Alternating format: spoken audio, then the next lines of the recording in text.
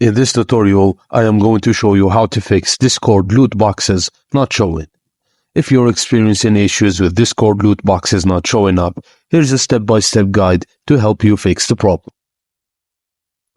To access the loot boxes, follow these steps.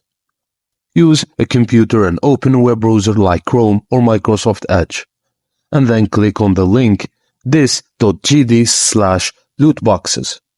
If prompt, select Continue in browser, and log into your Discord account.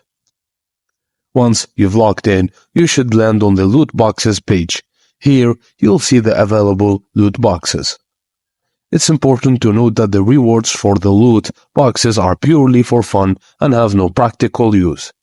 Additionally, there's an 11% chance of obtaining all rewards from a loot box.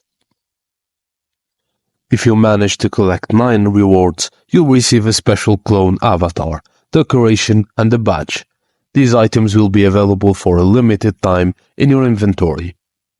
And that's it, guys. Thank you for watching, and please don't forget to like and subscribe for more.